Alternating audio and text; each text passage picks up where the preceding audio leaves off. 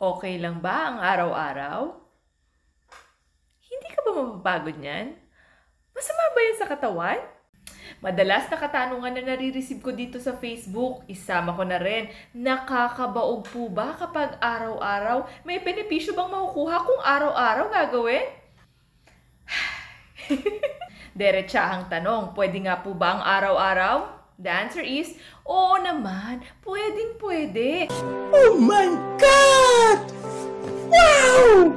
Pero, bakit may pero pa? Kasi po lahat ng bagay ay may limitasyon.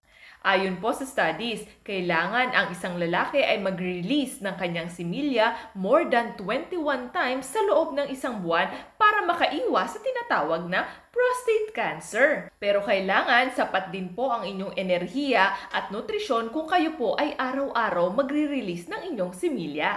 Kaya nga ikaw alam kung magaling ang tsamba mo, malakas eh. Kung baga, kailangan ng recharge. Tanong, nakakabaog po ba kapag araw-araw nagre-release o naglalabas ng similya ang isang lalaki? What's your answer?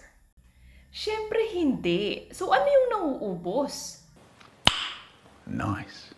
Ang mga kalalakihan po ay may tinatawag na storage area para kung sakaling kailangan po nila mag-release ng kanilang similya ay mayroong mailalabas. So, ibig sabihin po kapag ang isang lalaki ay madalas magpalabas ng kanyang similya at ito ay sunod-sunod, possible po na maubos ang nasa loob ng kanyang storage area. Pero hindi po nauubos ang similya ng isang lalaki. Bakit po?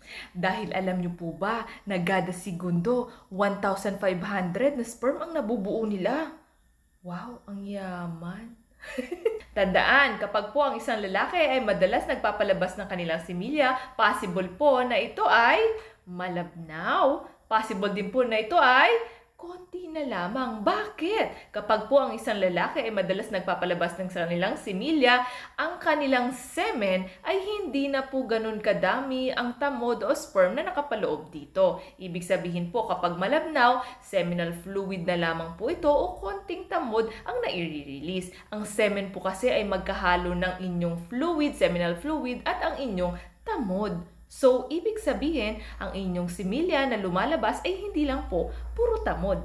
Makakaapekto po ba ang daily masturbation kung sakaling gustong magbuntis ng inyong partner? Definitely yes. Bawasan po ang inyong pagmamasturbate para po mapuno ang storage area ninyo at nang mahinog ang inyong similya.